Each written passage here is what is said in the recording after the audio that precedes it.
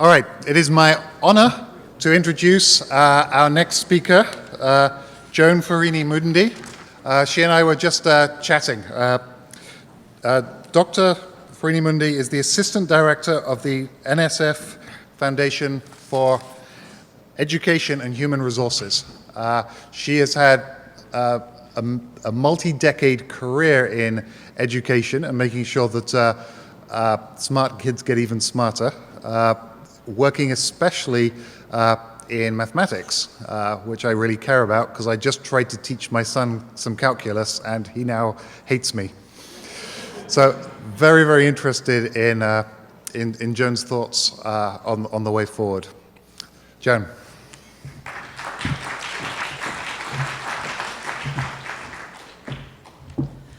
Thanks very much. I think he said this was the fun-filled slot for the afternoon. It is that time, you know, but I'm just delighted to be here, and I'd like to thank Subra for the opportunity to be at this event. Certainly congratulations to the founders of the Global Learning Council and for the great promise that that organization holds, I think, for making a difference internationally in the state of learning. And that's a tall order and an exciting and important line of work to take on. I'd also like to thank Presidents Suresh and Gallagher for this event and for the opportunity to get to meet and learn from so many people that I've admired over my own career as I've watched the work in the learning sciences that's gone on here in Pittsburgh in both institutions, and have been impressed by the way it's beginning to accumulate and make a difference. And so in many ways, it's a wonderful pleasure to be here.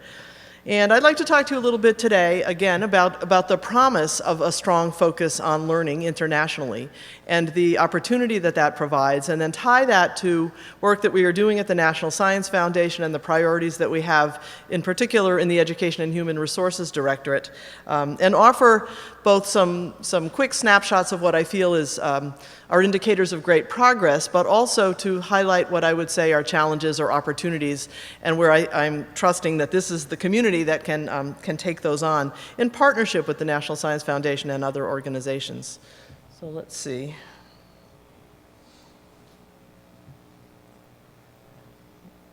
Okay, this is in a very high-tech kind of place.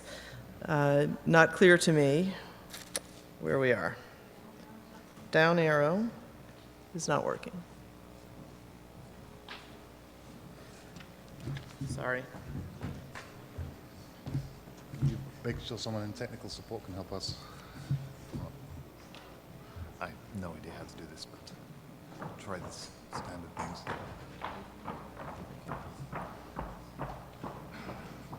Okay. Nope, but you're familiar with it. Yeah, we got it. Okay, sorry. Okay.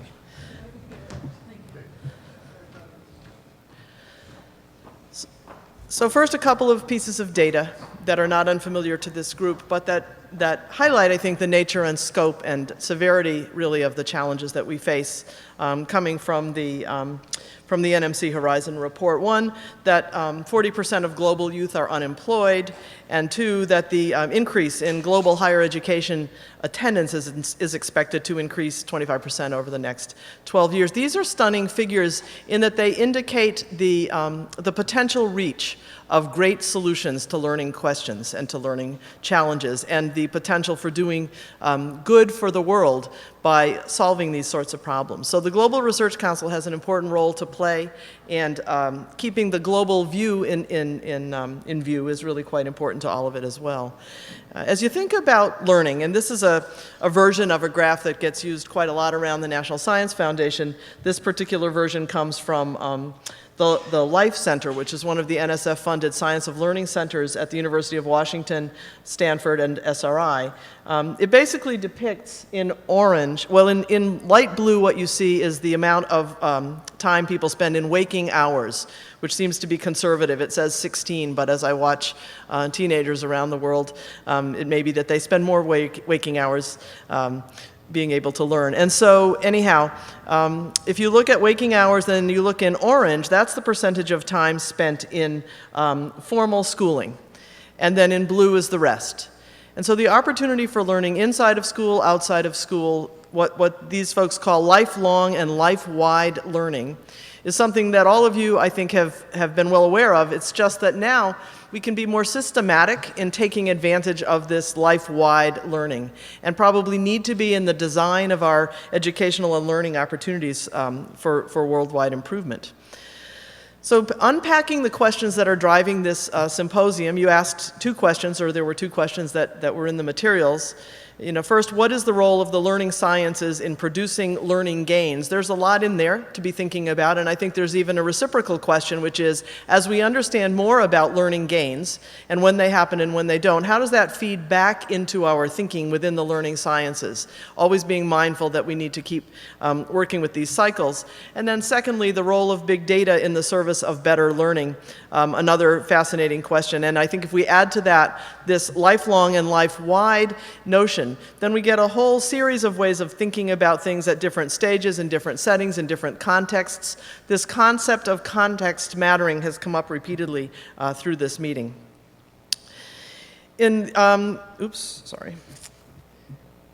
Something a little bit wrong in the transfer of the slide, but imagine there to the left that it says the word research on the left-hand side of the circles, or of the arrows. And I wanted to convey to the group, those of you who've been familiar with the funding patterns in the Directorate for Education and Human Resources over the decades, have seen a strong push by us to balance our development, our curriculum development, the building of models within institutions or programmatic designed programmatic activities. We tried to balance that with a much stronger focus on research, and to depict that in a cyclic way so that we can see that when we have research questions, and people in this room are doing this work, they guide and inform the development of interventions and attempts at improvement, and then the effective work with those interventions takes us back into new research questions, and this cycle continues. And that's important to all of the work as we go forward.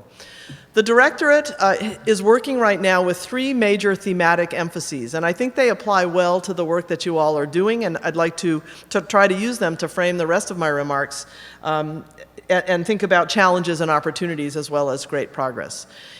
The Directorate that I lead is large and dispersed across all of the areas of science, technology, engineering, and mathematics, that is STEM, across pre-K through gray, and in school and out of school. We have programs that fund all of these areas. And so to try to find a way to organize and frame that large and wide set of investments, we've been working with these three ideas. The concept of focusing on STEM learning and STEM learning environments, and all of the kinds of investments that go with working to improve those two areas, as well as to understand them more fully.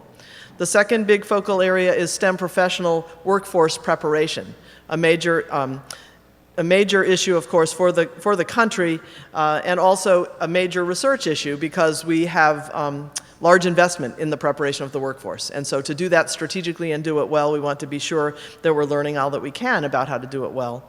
And then finally, broadening participation in STEM, bringing into the STEM pathways and pipelines people from groups that have not been well represented in STEM, people from underrepresented minority groups, people who are women, people with disabilities, people of low socioeconomic status, people who've been isolated geographically. We are very concerned with making sure that our investments have a broadening participation commitment as a part of what we do.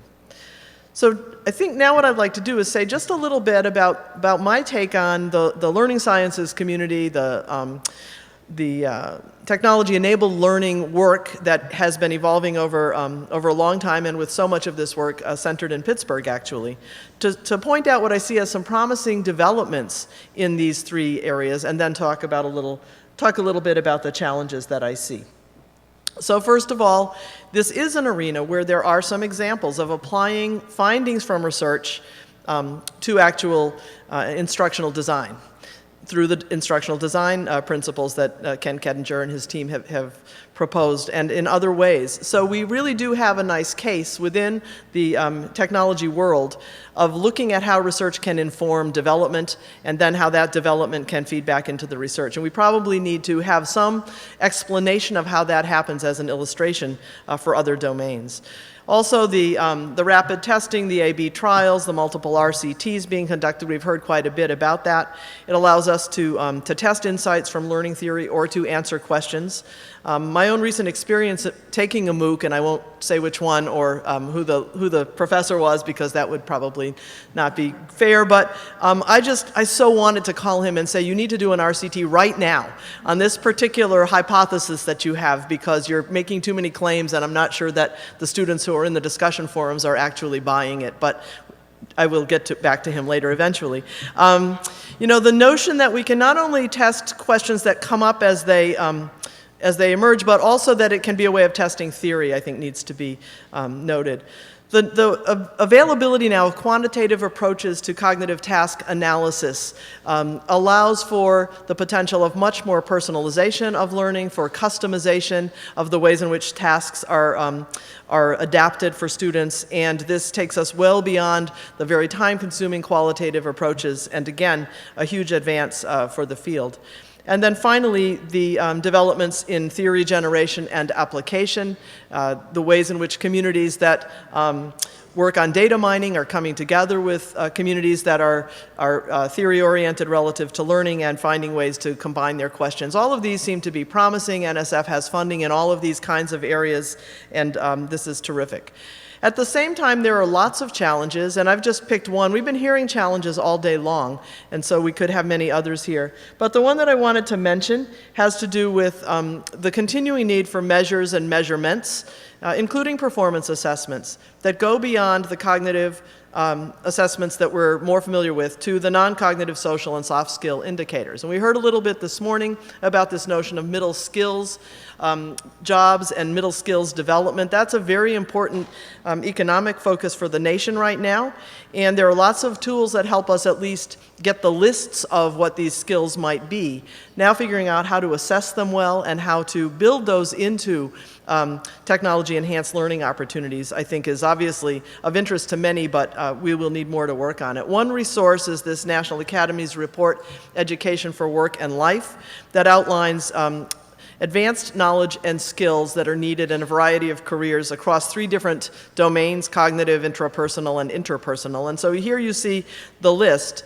And there's great unevenness in how readily we can measure these kinds of skills. So measuring intellectual openness, measuring communication, responsibility, conflict resolution, and so forth. This opens up a great set of opportunities for researchers to begin to embed those kinds of measurements in the work. As far as the STEM professional workforce goes, there are a number of promising developments there as well. The notion certainly of portable and stackable credentials as great opportunities for workforce development, many, many examples, and they intersect with the work that we were hearing about here today and could hear more about, I know. But this seems to me to be a very ripe area for continued focus. NSF is quite interested in it. One of the examples that I wanted to use is a welding simulator produced by the WeldEd Advanced Technological Education Center, where students are able to learn the craft of welding before they have to actually interact with real welding apparatus. And these kinds of learning opportunities, of course heavily used by the military very successfully for a long time, are now making their way into wider educational use, and their potential for enabling people to come in and out of STEM careers over the pathway of their professional life seems to be quite strong. And so seeing more work in that area would be great. Related to that is continuing exploration of how badges and other credentialing tools can motivate and enable learning in interesting ways. That, of course, opens up into how do those then link to formal schooling, and how can they become integrated with the ways in which teachers in K-12 schools or undergraduate arenas are working. And we're seeing some work in that arena as well. And then also, how can we be thinking about big data, not so much big data about learning, but big data from other arenas of science, becoming more accessible and more available now to many students, so that their opportunities to learn new and different science earlier in their careers or in different depth might be made possible. And there are lots of examples of that in astronomy, in genomics. Right here at Pitt, Sam Donovan and his team have been working with the Rocky Mountain Biological Laboratory, which is one of NSF's funded long-term ecological research centers, to use data in undergraduate education. And so again, I think some of the some of the work that's happening in more basic learning science and technology can now be moved into a more applied arena as we think about helping undergraduates connect to cutting-edge science and frontier work. There are continuing challenges. There have been a number of reports in recent years about the importance of preparing graduate students in science for careers beyond academia, and the importance of making sure that they get experiences in their graduate training that will enable them to have professional choices and opportunities beyond academic positions. And so there are lots of efforts to provide internships and apprenticeships and models where graduate students, PhD students in STEM fields get to go and work in government and in industry to have authentic experiences. But to be able to imagine those happening virtually, happening in very creative ways, with cutting-edge data, with a possibility of enabling those students to be making scientific discoveries with data in a very broad way, I think is worth exploring. Related to this would be the notion of undergraduate research experiences.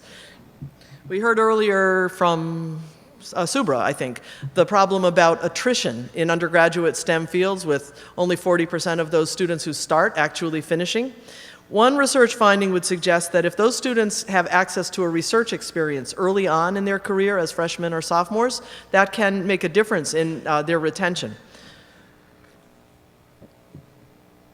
Excuse me. To do that at scale would mean imagining a variety of very creative and innovative virtual solutions. Course-based research, another very interesting trend, would suggest that we would like to see more ideas about how to engage students with authentic research as a part of their day-to-day coursework. We could say more about the same for teachers. I did want to comment here on the challenge of building developmental trajectories over the career, and it's a little bit related to the how can we track learners across their experiences and across the years. But this notion of designing in pathways from novice to expert experience within the learning opportunities, I think, is important. Broadening participation, we also see promising developments there through citizen science opportunities and crowdsourcing, ways of enabling all students to have access to learning and to communities of learners through data collection, analysis, and communication of science. We also can begin to test the question about whether diversity is an asset. We make that assertion. There is some research to suggest this is the case. And we actually can see some examples, say, in Fold It, where people from very, very different backgrounds and perspectives have been able to contribute. The challenges with broadening participation, also are quite serious. We face the digital divide issues. We've talked quite a lot already about privacy and intellectual property issues. Motivation and relevance. How do we determine what will motivate which groups of students and what will keep them engaged, and the affordability questions. I'll just sort of wrap up with a few thoughts about areas that we would like to explore more fully, and this is partly, of course, the Directorate for Education and Human Resources, but we have colleagues all over the building who are deeply interested in these questions. The questions of data sharing and curation for wider research use is, of course, of great interest to us. Building the expert data science workforce is something we're interested in too, given the agency's concern with the STEM workforce. And we've called for proposals for building graduate traineeship programs for data-enabled science and engineering. Enabling these interdisciplinary and multidisciplinary collaborations and providing the preparation that folks might need to move into those sorts of collaborations. And then we've talked quite a lot here already about building innovations that can be used at scale and implementing evidence-based practices. I just want to reaffirm that we are quite interested in these areas, and if you don't find a solicitation that says directly, we would like to study X, Y, or Z, just know that you have some flexibility with us, and you can find ways to get these ideas onto the table. Tom mentioned this morning the notion of engaging teachers in generating some of the research questions, and I think similarly instructors at the university level. if they are part of helping to frame questions, we begin to move a little bit toward this notion of everyone a learning engineer, I guess. And then as we imagine teachers and instructors using these new techniques, using these new approaches, where we will have modularized versions of things where people can pick pieces and adapt and combine in interesting ways, think about the kind of support that beginning instructors might need to do that well. And how do they make those choices well? And then also to think about the ways in which technology and big data could help us understand teaching more fully. People who do research on teaching often gather data using video.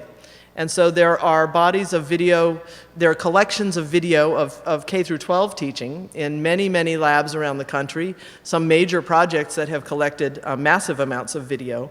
And yet we still don't have a fully automated approach to using those video data, although there are certainly efforts in that direction. But the potential to understand teaching better is quite significant.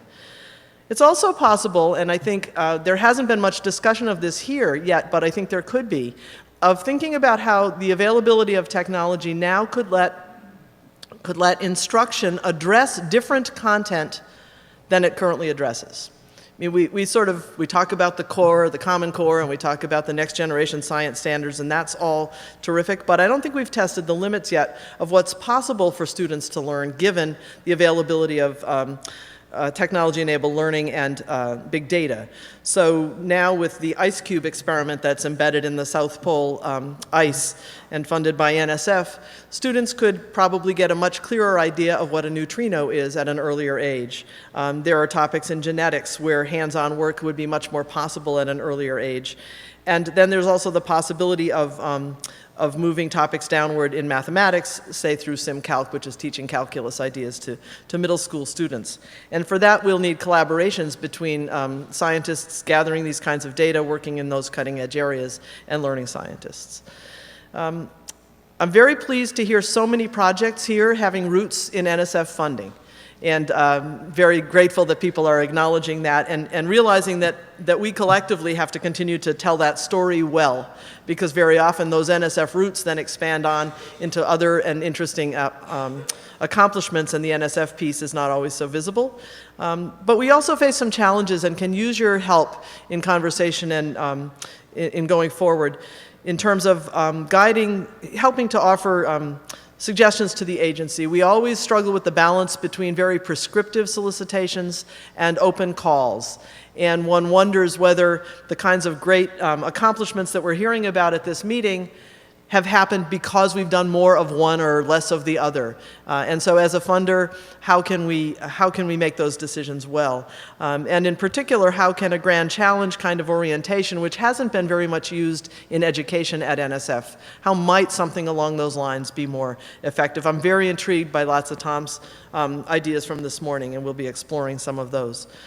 We also have, I think, not been as conscientious as we need to be about the role of instructional practitioners in the framing of research questions, and we would like to push on that, I think, a bit more. And then finally, all the questions we've been asking all day, the uptake, the scaling, the accumulation of findings. What is it that the agency can help to do to help the field make those kinds of, make progress in those sorts of areas? We have lots of programs that you all know because you're all funded by them, but I'll give you the list again, that are open to the sorts of projects and the kinds of work that are being discussed here.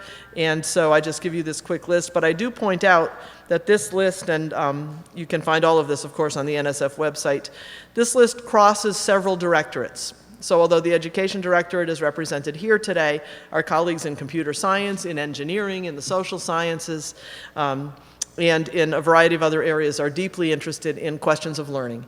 And so we just continue to be grateful to the field for doing all of the good work that you do, and to be interested in your ideas about how we can continue to make things go forward well. So thank you very much.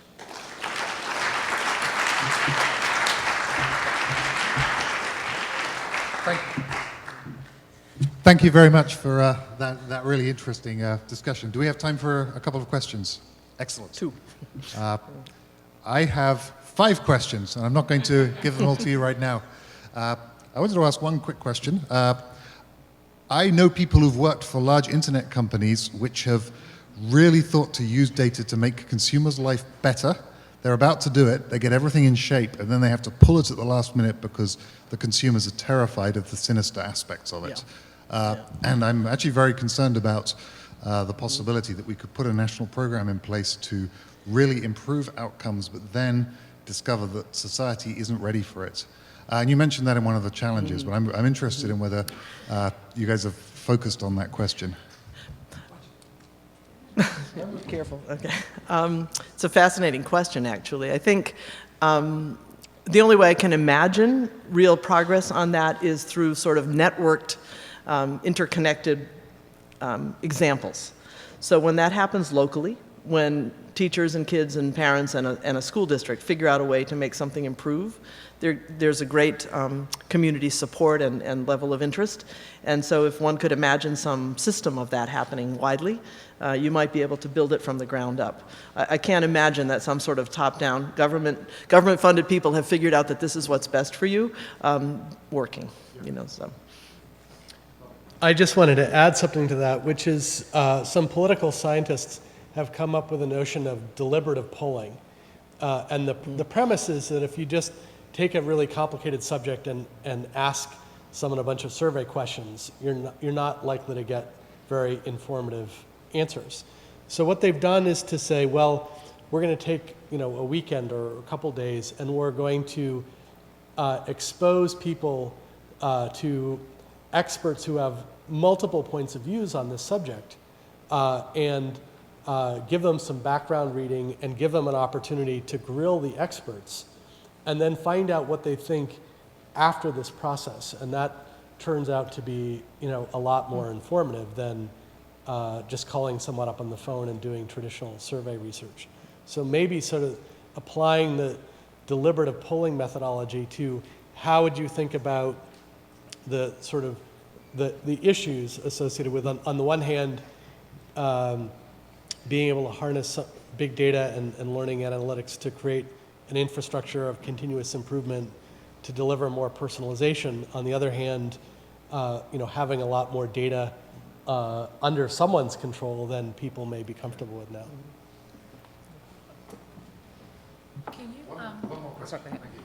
Can you say something about the role NSF plays in the IRB process and helping universities understand? I mean, we do a lot of work with social network data, and just getting through one university is problematic, and trying to think about 3 to 4 universities collaborating oftentimes even kills the proposal before it gets written because of everyone not truly understanding what's possible around big data and IRB. Right.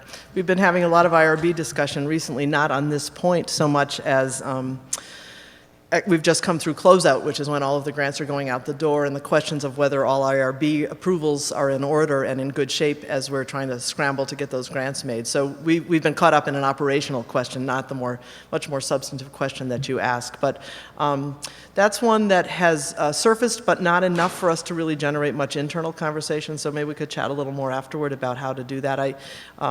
When we hear from the field what the issues are, then we're able to really try to generate either a workshop or some kind of a forum for bringing those issues up. So if I know what they are a little more detail, we can do something with that. All right. Once again, thank you very much for your thoughts. Thank you.